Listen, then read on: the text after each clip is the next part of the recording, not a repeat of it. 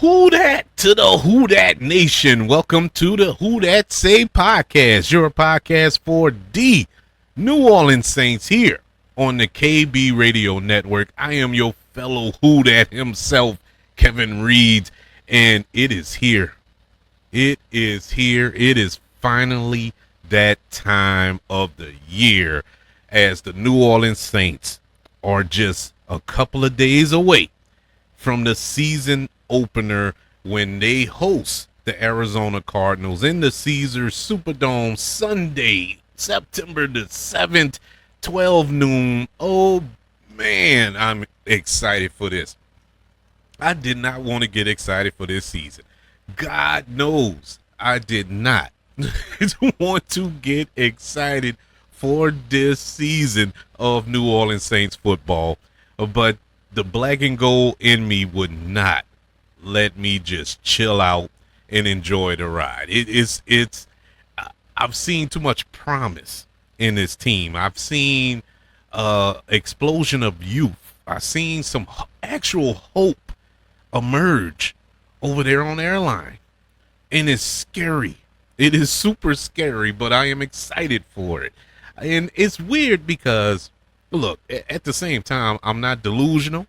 I also know that the New Orleans Saints will not, I repeat, will not be making this Super Bowl this upcoming season. No matter how much I would love it to happen, how much you try to clear a path for them and justify why you think the Saints will win this game and squeak out the division, squeak out a playoff win here and there, and poof, here we are in the Super Bowl. I just don't see that path happening. Not in 2025-26. Not going to happen.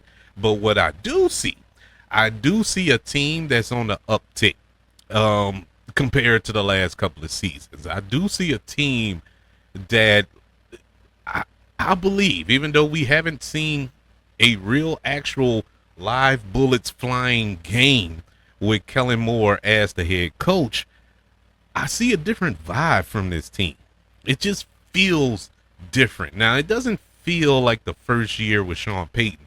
You knew there was something there. It was something special there.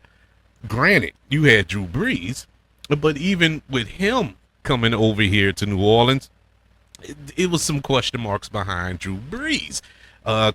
Leaving San Diego at the time, the Chargers, and coming here with the bum shoulder, and all this here. And nobody saw a Hall of Fame career, let alone a Super Bowl MVP when he walked through those doors. But voila, there it is. I am not going to go as far to look at that 2006 season when the Saints, first year under head coach Sean Payton, went to the NFC Championship game. And I think one or two plays differently probably could have ended up in the Super Bowl that season.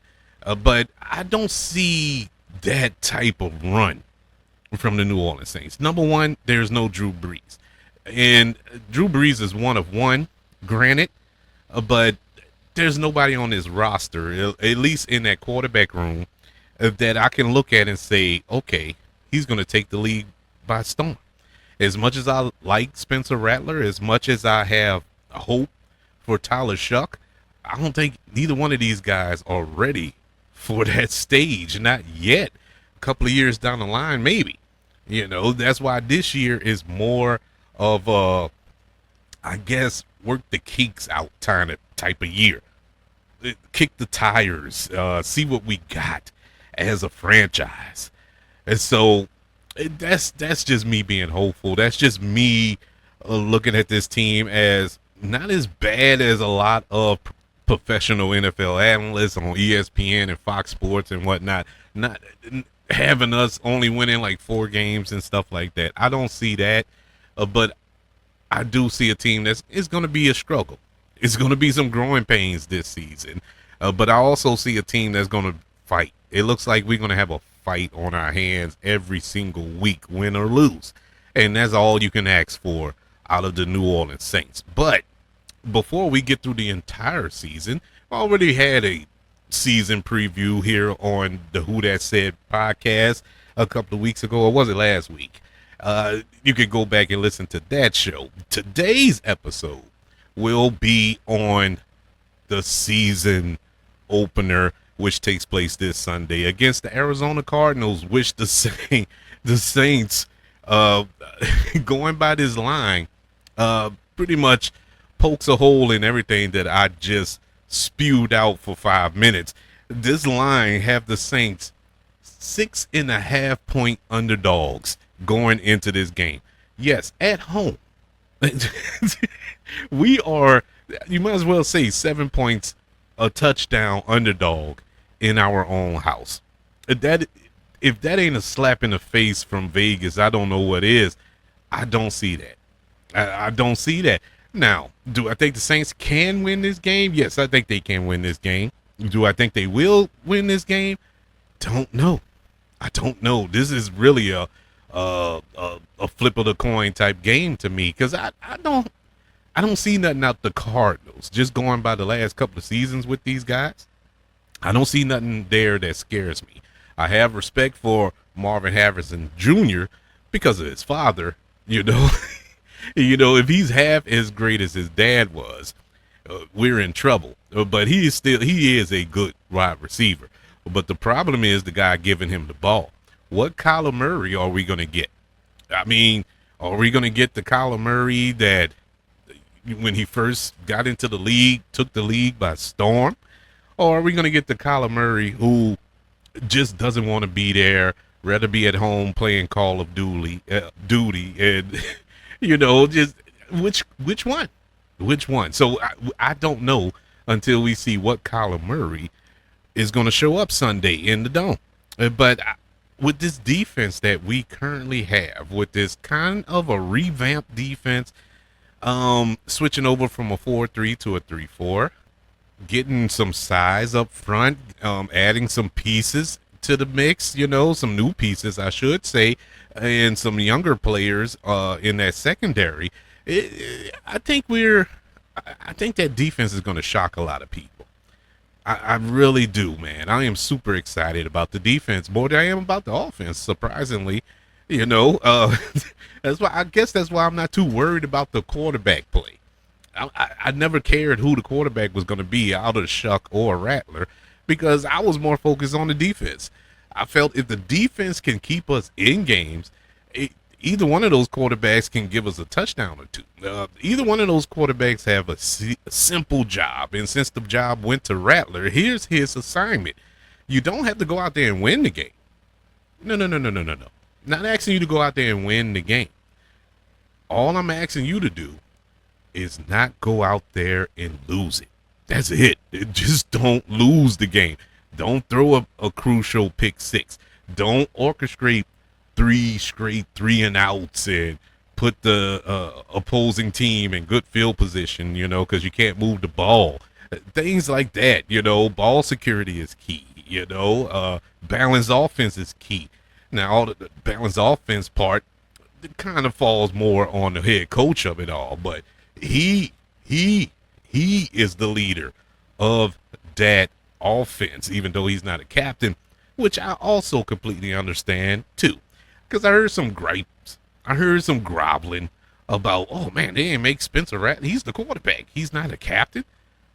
No. He's not supposed to be the captain. He hasn't won a game. He has not won a game. I don't want him as a captain of my team. You can't tell me nothing. If they would have made him the captain, they just would have did it just because. And quite frankly, that's more insulting than anything.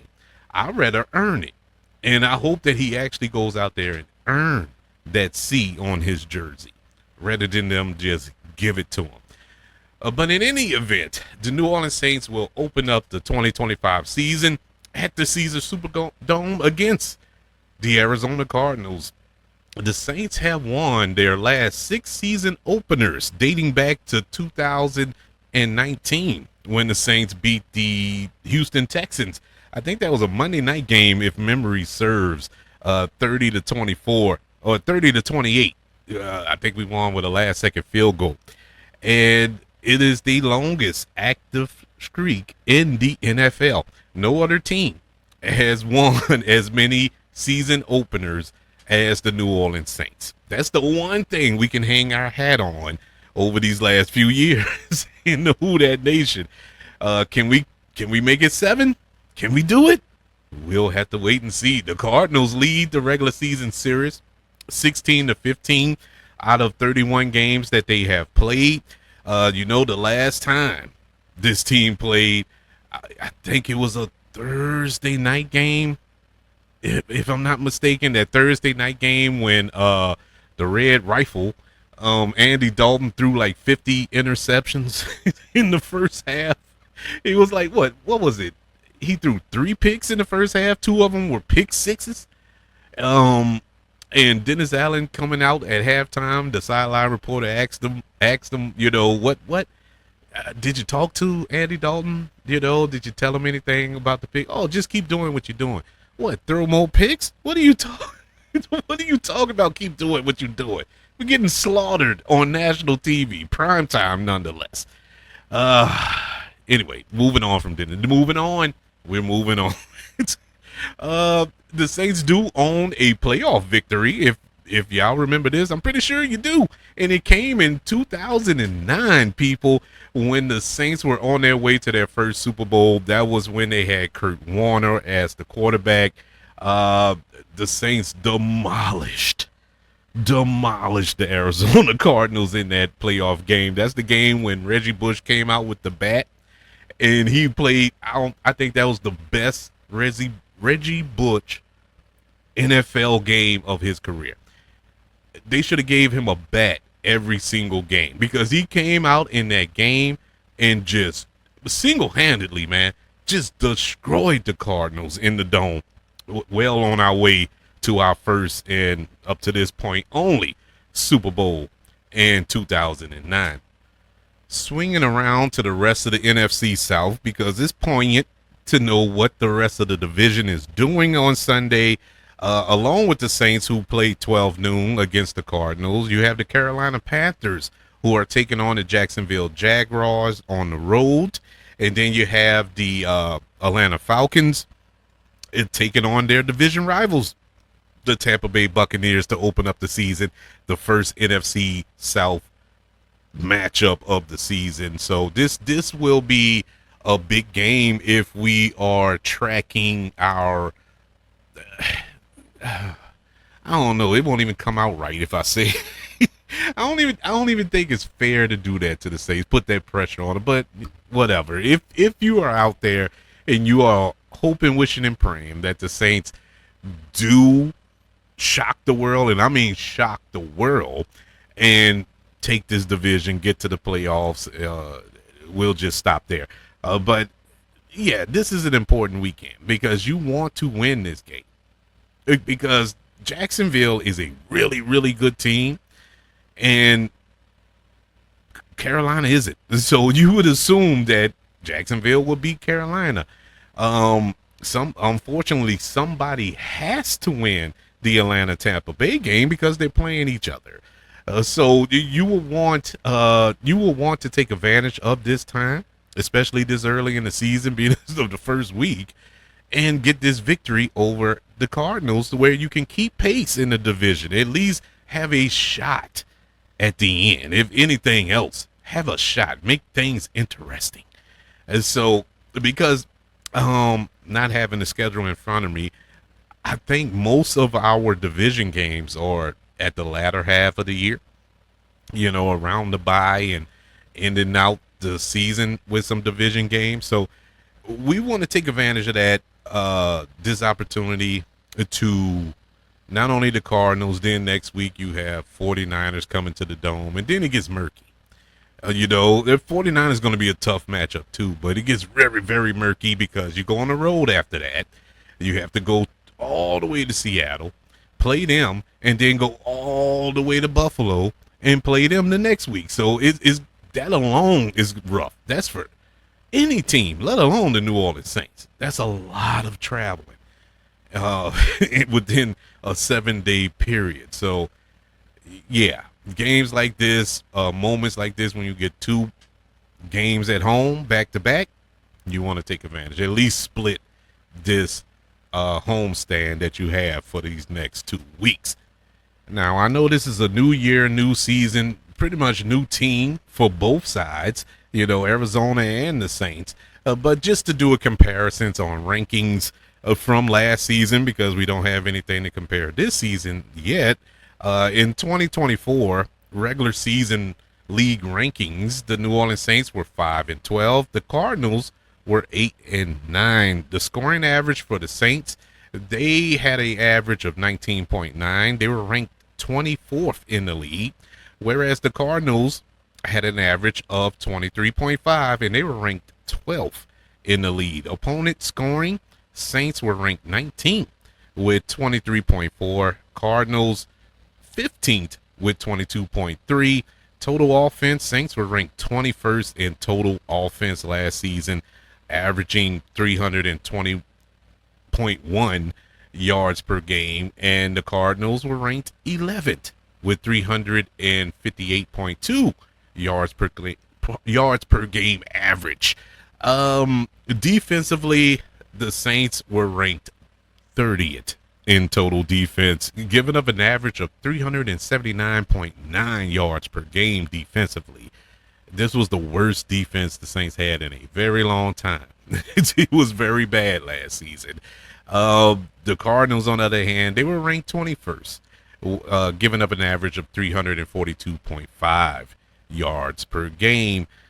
Saints had 37 touchdowns last season. Cardinals had 47 touchdowns last season. And so that's just a couple of stats you can kind of compare to, going into this game. If we kept that same team, I can see us having a 7-point underdog, being 7-point underdogs at home to this weekend, if I can get it out. But yeah, but this is a different team, different set of circumstances. We had 2 different coaches last season. We had a busload of injuries last season, and it was just a mess. It was not looking good for the New Orleans Saints at all. So you really got to take those numbers and throw them out the window. Last season was a mulligan, man. You got to do that. It doesn't even count. It doesn't even exist in the actual record books of my brain, because last season was how do you describe that? How honestly, how do you describe last season? It was a dumpster fire. It was just nothing went right. It was Murphy's Law. Everything that could have went wrong. And you had to play out the season, unfortunately, and that's what we got, 5-12. But I'm not looking at that and saying, yeah, we're going to get washed. And I think a lot of analysts are looking at these numbers, but they don't understand that this isn't that team. Now, anything can happen. I mean, we had some injuries take place this week where a couple of players won't play this week. We're going to go over that in a couple of minutes. But, man, we are the worst luck team in the NFL, it feels like, between us and Frisco. I think the 49ers have equally just as much bad luck as us as far as injuries are concerned. But, man, when the injury bug bites the Saints, it chomps down on us. It takes chunks of flesh. It don't just nibble. It takes limbs. And so the main goal going into this season is stay healthy. But we're not off to the best of starts. But in comparisons to seasons past, we're off to a decent start, if that makes any sense. Let's go over the injury report for this Sunday's matchup against the Arizona Cardinals. And the reason I say is not the worst thing in the world, because I've looked at this list seasons prior, and my God, man, it looked like half the team was on this list every single week. It's week 2. Well, not week 2, I'm sorry. But this is week 1, and we only got 5 players on the list. So that's good, and only 2 have officially been ruled out. So that's not bad, even though the 2 that have been ruled out are kind of important. The 2 that I'm talking about is our tackle slash guard Trevor Penning, who has been dealing with a toe injury. He didn't practice none this week, and he was officially ruled out for Sunday's matchup against the Cardinals. And not to be sitting at the end of the bench by himself, he will be joined with our defensive end, Chase Young. Chase Young has a calf injury. He was limited on Wednesday. He was trying to make it go, but Thursday and Friday he just did not participate. Apparently is a little worse than he thought, but constantly saying that it won't put him out for long. But unfortunately, it will put him out for Sunday's matchup when he was ruled out versus the Cardinals. We have one questionable, and that's defensive back Jordan Howden, our safety. He has an oblique injury, but he did practice all week, limited, but he did practice. He has been designated as questionable for Sunday's matchup. Also on the list, you have Christian Boyd, our defensive end, who really shined in the preseason, really truly impressed me. He has a hand injury. He was limited on Wednesday, but was a full participant on Thursday and Friday. He will play this Sunday when needed, as well as Alante Taylor. We hadn't seen him all preseason. He was dealing with a groin injury. He was limited Thursday and Friday. Wednesday and Thursday he was limited, but Friday, guess what? Full participant. He will play Sunday in the Dome. So those are your players who were on the injury list. Now, we all know Taysom Hill is still ruled out. I think he's on injury reserve. Him and Foster Monroe.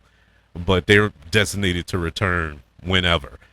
You have players like that, Will Clapp and all that. But those players are out of sight, out of mind. But these are the players who are on the team. And, It really stinks with the Chase Young thing because, like I said, the most important thing I was looking at was the defense. I was excited for that, and I want to see Chase Young flourish. Chase Young has all the potential in the world. The story of the summer or the offseason in NFL was Micah Parsons, of course, over there in Dallas, and his contract negotiations, and he should be this, he should get paid this, he's a generational player that, and all this here. I always thought that Chase Young should have been that guy. He never showed it, but he showed flashes, and that's the problem with him. He shows flashes, he takes plays off, it looks like, and stuff like that. That's just so frustrating because you look at the talent this dude possesses. You look how big he is. He is the biggest person on that line. He is bigger than the defensive tackles. That's how big he is. And I've seen him get bullied off the line. That's just a lack of effort, And so it's frustrating. So with this new offense, going into this 3-4, I thought he fit like a glove. I thought that this would be his coming out year. And it still may be, but I was hoping to see it begin this Sunday, but unfortunately it's not going to happen. I'm still a fan of his, oddly enough, I never really had any ill will. Normally I get frustrated with injuries, like, man, this dude injury prone. We need to move on from him, and this, that, and the third. When the Saints re-signed him this offseason, I was happy. I was super happy. I don't know why. I got a lot of faith in Chase Young. I think he can do something here if he just wakes up and realizes that he is that guy. He can be up there when they talk about Micah Parsons, when they talk about Myles Garrett, when they talk about players of that ilk, they should be talking about Chase Young. That's how he was drafted. He was drafted first over, was it first or second overall? It was a high first round pick. I can't remember which one it was. Regardless, those people let him go. Washington said, we're good. We're good. He went to Frisco and went to a Super Bowl, and he played awesome in that run in the Super Bowl, up to the Super Bowl. Even in the Super Bowl game, they came up short, but it wasn't because of Chase Young. He played great. After that, 49ers said, we're good. It's like, what is wrong with this guy? Especially in the 49ers, I thought he was clicking, man. He was clicking over there. But he gets here, and like I said, he shows flashes, and next thing you know, he's coming to the line, the little pity pat blocks or rushes to just pass, make the passing grade that he's trying to rush the quarterback and stuff. Ah, come on, man. Get back there. You can get back there. I done seen you get back there with ease. I done seen left tackles come off or right tackles come off the bench and just make you look like nothing, like they're blocking me. And I can't block a fire hydrant. I couldn't rush past a fire hydrant, but they would destroy me. But anyways, hoping that all of these guys get healthy soon. It doesn't appear to be that serious. You know, Kellen Moore kind of brushed off the Chase Young injury, saying it's not that serious. Trevor Penning is kind of questionable because he got hurt in that first preseason game. I don't know if this is the same injury, but it's kind of concerning with him as well. Just like I was saying about Chase Young, same thing with Trevor Penning. Trevor Penning, to his defense, they bounced him around so much. He started at left tackle, went to right tackle. Now they put him in guard, where I think he will be best suited. And before we get the opportunity to see that, he's hurt. You know, frustrating, very frustrating. But it's good to see Alontae Taylor back. Hadn't seen him all preseason, so that should be fun. Let's move on to the key players to watch, and then we're gonna roll up out of here. Let's start with the Cardinals.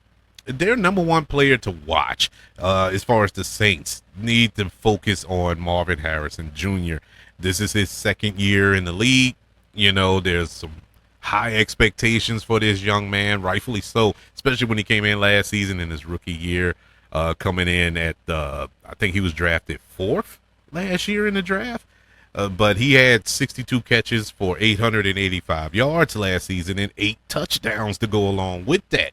And he is a really good player.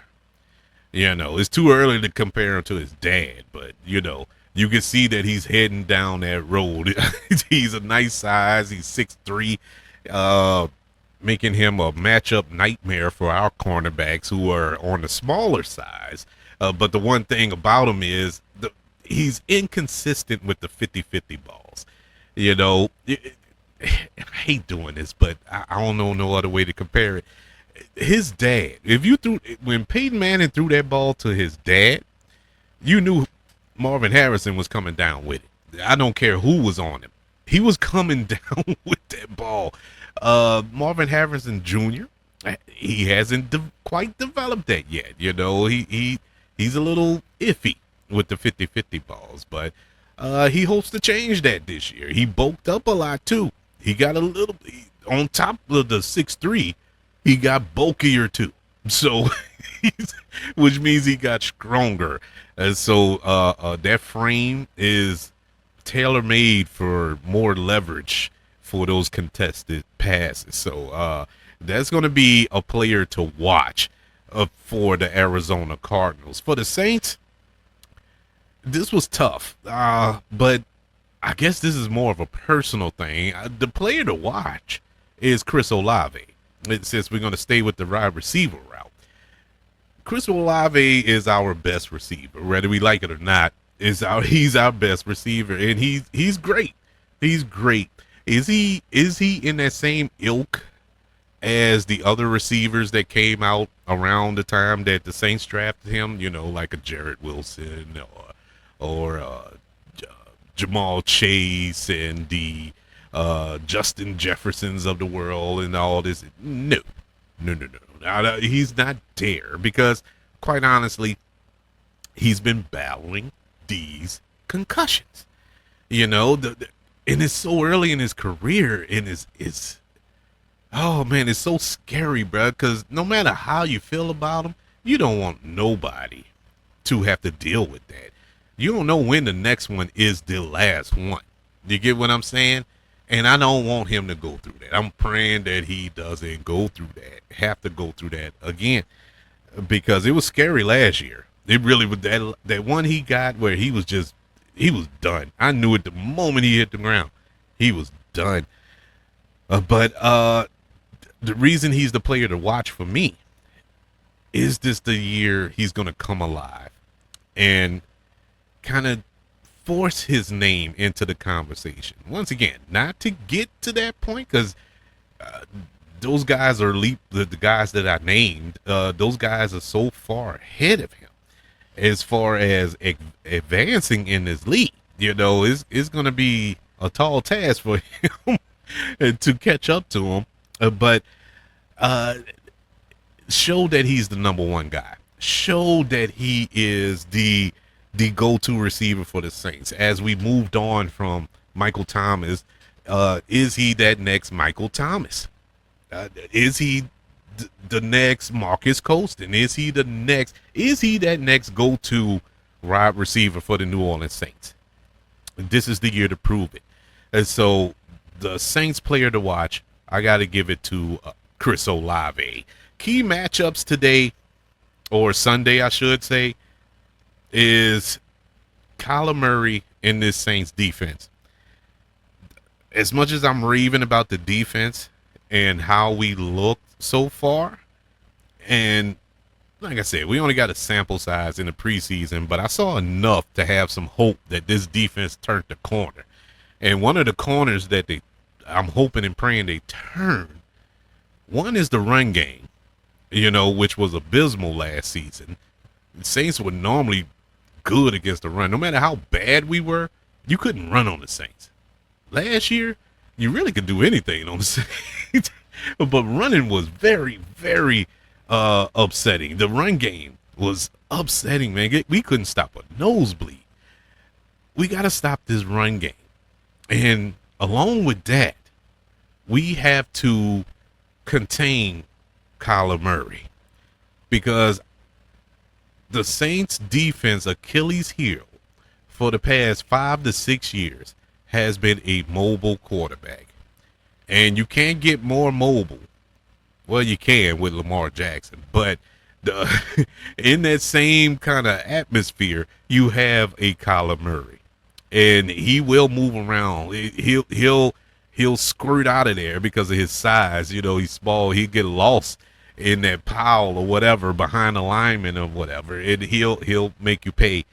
And so we have to contain Kyler Murray. Make Kyler Murray beat you with his arm. Now, is Kyler Murray capable of beating you with his arm? Yeah, he is.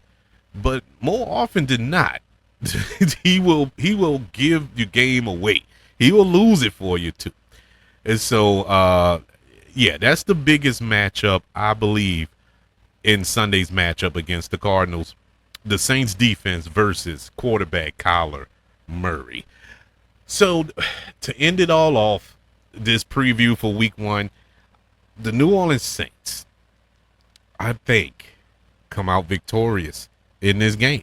And that's not the who that in me talking. I really believe that they are. Now, will I be shocked, upset, or whatever if they lose? No, I wouldn't. But I just got to feel it.